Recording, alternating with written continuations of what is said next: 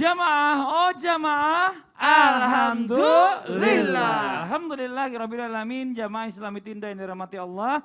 Masih di Islam itu indah, masih kita membahas tentang tema rahasia ampuh menikmati sholat.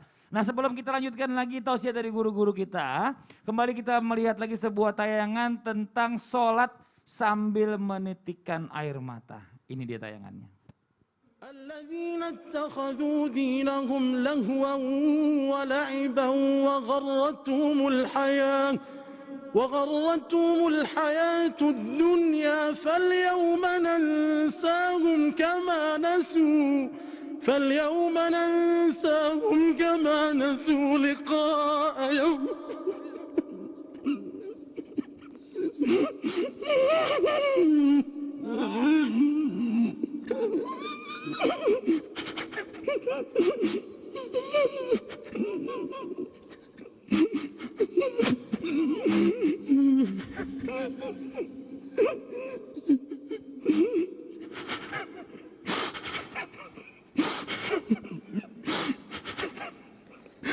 فاليوم ننساهم كما نسوا لقاء يومهم هذا.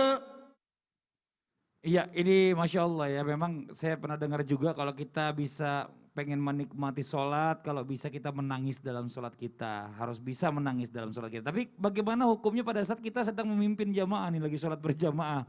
Terus kita saking sahdunya kita bahwa kita nangis sendiri, sedangkan kita nangis begitu kadang-kadang kalau tadi kita dengar kan udah banyak kata-kata huruf yang keluar nih. Kalau kata Ustadz Maulana udah lebih dari 2. Nah ini bagaimana Ustadz Syam nih, bukannya mengganggu juga orang lain gitu ya. Atau bagaimana baiknya? Coba Ustadz Syam, mohon izin penjelasannya. Baik, bismillahirrahmanirrahim. Tapi guruku Ustadz Maulana, Ustadz Ahmad Ridwan, Mas Fadli, serta guru-guru kami yang dimuliakan Allah Subhanahu wa Ta'ala.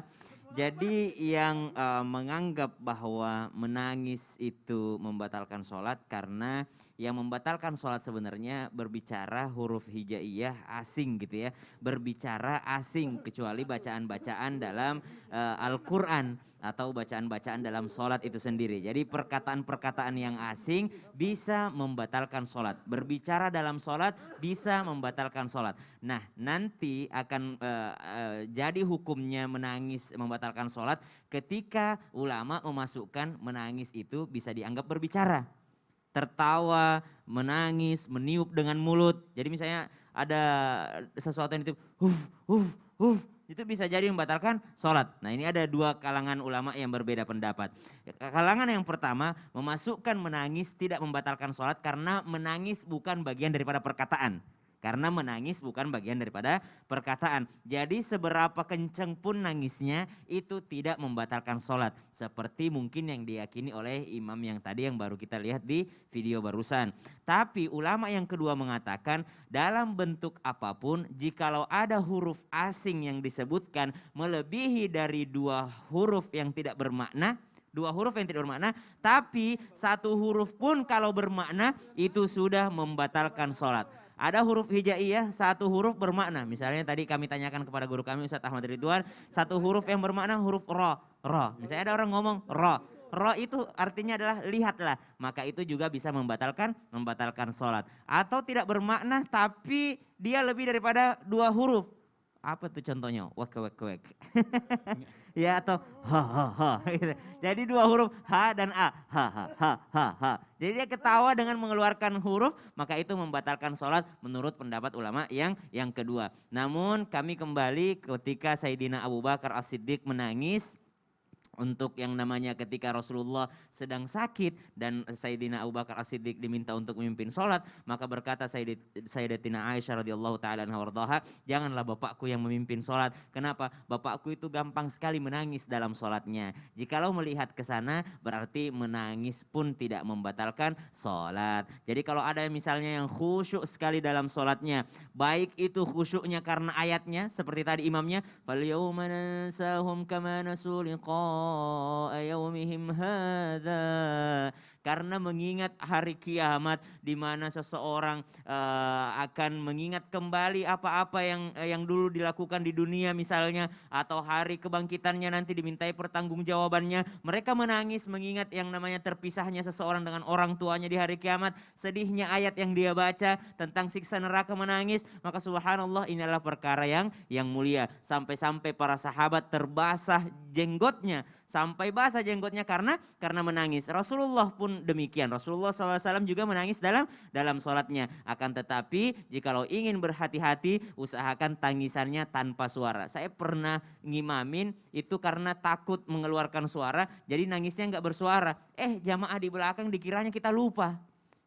Jadi dikiranya lupa bacaannya karena menangis menahan gitu. Jadi misalnya mata'an lakum wa li'an'amikum fa idza ja'atis shakhah, diem karena kalau kita lanjutkan menangis bisa menangis. Jamaah di belakang sambungin yauma yafirrul mar'u min akhi. Jadi subhanallah, perkara menangis tidak membatalkan sholat asal jangan sampai mengganggu jamaah yang lainnya. Makanya Sayyidatina Aisyah khawatir kalau ayahnya yang menjadi imam, khawatir kalau mengganggu yang lainnya karena beliau gampang sekali menangis di dalam sholatnya. Jazakallah khairan Sama-sama, Mas katsiran. Fadli. Makasih banyak Ustadz Syah mas penjelasannya. Nah langsung mungkin ini lebih singkat lagi karena waktu ya. Ustadz Maulana, saya mau nanya, katanya mungkin ada lagi nih cara-cara ampuh lainnya untuk menikmati sholat yang kadang-kadang kita anggap remeh nih.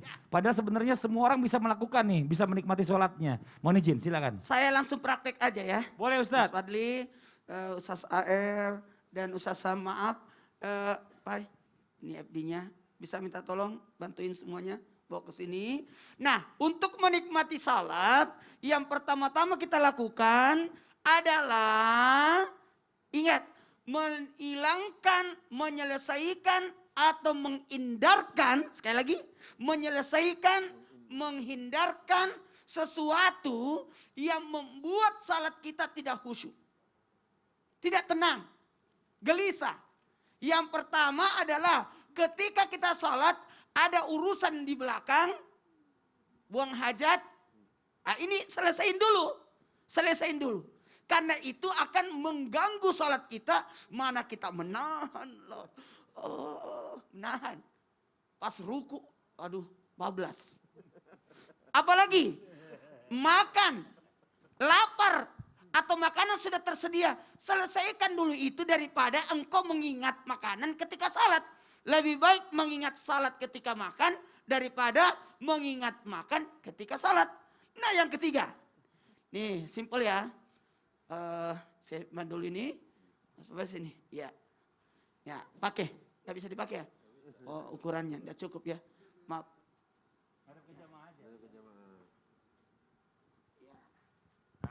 Jangan gunakan baju yang ada tulisannya. Saya makmum di belakang. Ya. Dia lagi mau putus nih.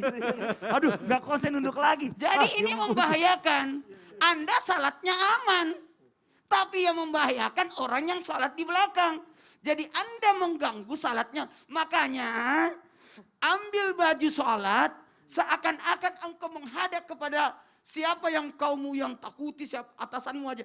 Pasti kita pakai baju bagus. Masa pakai sholat pakai baju kaos oblong yang ada tulisannya aku mau putus. Benar, mau putus? Enggak dong. Ya. Apalagi nih yang dianggap sepele, sarung. Nah, pakai dong. Ya. Inilah. Enggak susah. Masa susah?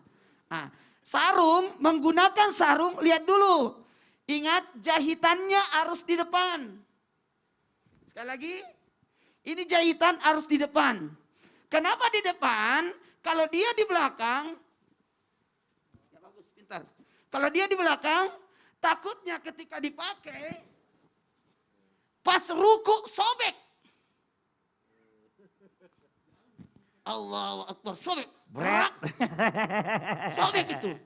Jadi teknik pakai sarung, jahitannya di depan. Dan yang paling aman, ingat, kadangkala sarung itu ada tulisan bawahnya. Mereknya. Mereknya itu atau apakah?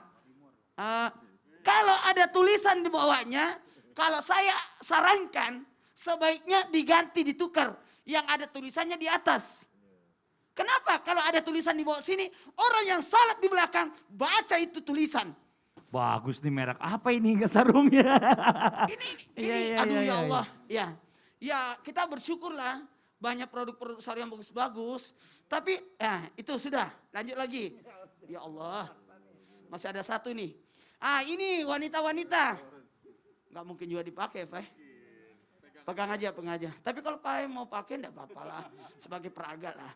Ini hati-hati menggunakan pakaian atau mukena yang membahayakan. Satu, tipis. Atau ringan. Kena angin pasti terbang. Mengganggu orang lagi. Ada kipas angin di atas. Wow, naik. Contoh ya. Naik, ya Allah apa sih? Naik sehingga terbukalah auratnya. Kemudian ada lagi nih, mohon izin. Bergambar motif yang macam-macam. Hati-hati, utamanya kalau ada ulama betul-betul sangat hati-hati mengenakan baju yang bermotif makhluk hidup. Itu hati-hati. Kemudian yang warnanya mencolok, yang mengganggu, mencuri perhatian.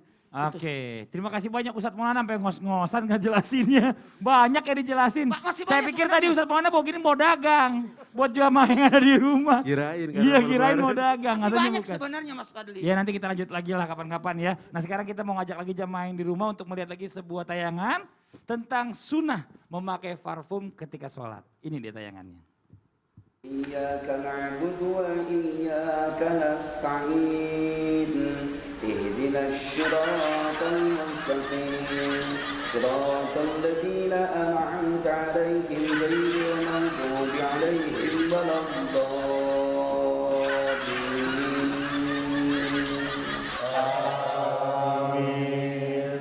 بسم الله الرحمن الرحيم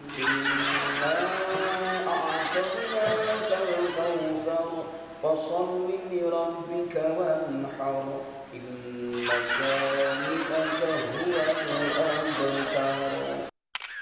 Iya ini dia nih yang kadang-kadang orang banyak lupa ya kadang mau bicara masalah sholat ini kalau misalnya badannya ada kurang sedap baunya kalau bisa mandi dulu. Ada yang bilang sunnah pakai parfum tapi kalau nggak mandi campur aduk baunya Pak. Bukannya apa-apa Bu, saya yang pusing gitu ya kan di sebelahnya. Nah ini kita bicara masalah tentang parfum nih katanya Rasulullah nih untuk memakai parfum atau wangian sebelum sholat padahal jika dipakai ini bisa membantu seseorang katanya untuk membantu sholatnya itu biar menikmati katanya. Karena memang Masya Allah udah khusyuk, harum, sedap, kayaknya kita betah sholatnya gitu ya bener ya. Dan katanya juga ada orang-orang juga nih yang setelah makan bawang juga nggak boleh mendekati masjid dulu. Nah ini bagaimana penjelasannya mungkin biar lebih detailnya lagi. Mohon izin, tafadhol guru kita.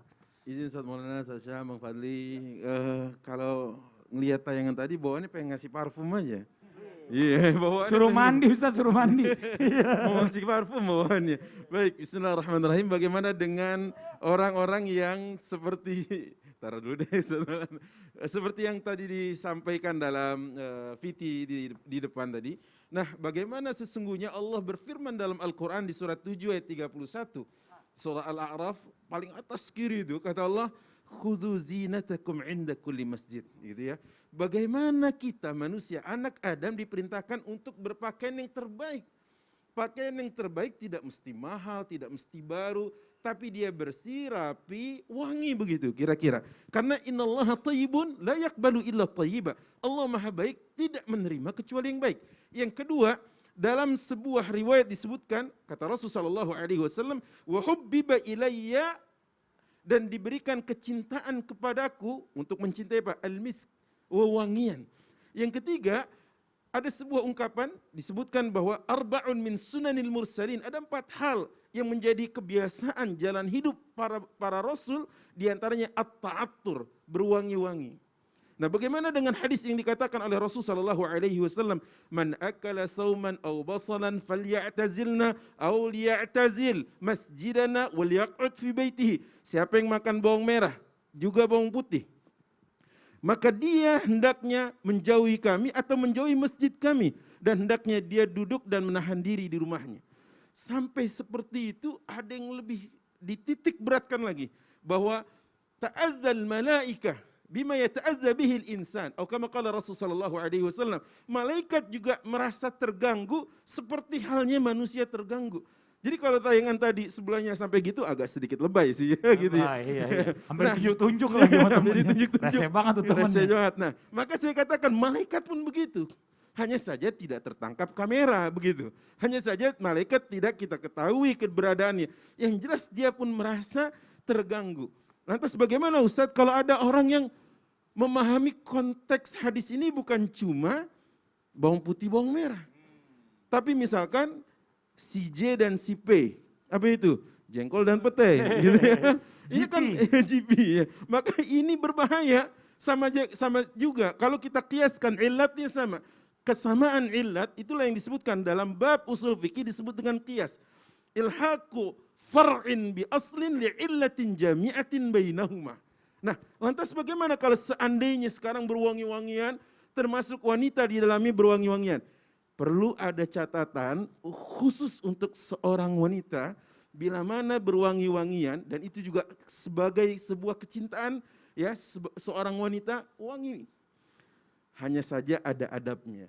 Itulah indahnya agama ini, indahnya Islam. Islam itu indah. Ya, tayangan kita hari ini. Kenapa? Karena kata Rasulullah SAW, ayyuma mra'atin masathu thib, wanita manapun yang memakai wewangian, tapi wanginya ini menggoda laki-laki, lawan jenis, sehingga dia terbangkitkan hasratnya, apa kata Rasulullah SAW, fahiya zaniyah. Dia terkategori sebagai wanita pezina. Dalam hal ini Rasulullah memberikan langkah pencegahan, hati-hati. Jangan sampai baunya membangkitkan hasrat lelaki. Nauzubillah Gitu, min zalik. Jazakallah khairan Wa katsiran. iyyakum, Makasih wa iyyakum. banyak Ustaz AR atas penjelasannya. Nah, sekarang kita lanjut lagi nih ya. Ada kalau kita lagi mau sholat biasanya guru-guru kita, imam kita ya baca surah pendek dulu. Ada yang baca trikul, ada yang minimal mungkin baca An-Nas biasanya tuh. Nah, itu katanya mungkin maksudnya juga kita kan biasanya untuk menghilangkan rasa was-was nih supaya kita bisa menikmati sholat. Nah, ini bagaimana Ustaz Syam? Apakah benar seperti itu boleh ya? Atau bagaimana baiknya? Mohon izin penjelasannya. Baik, bismillahirrahmanirrahim. Tabi guru Ustaz Maulana Ustaz AR, Mas Fadli dimuliakan Allah Subhanahu wa taala serta para alim ulama yang dimuliakan Allah Subhanahu wa taala.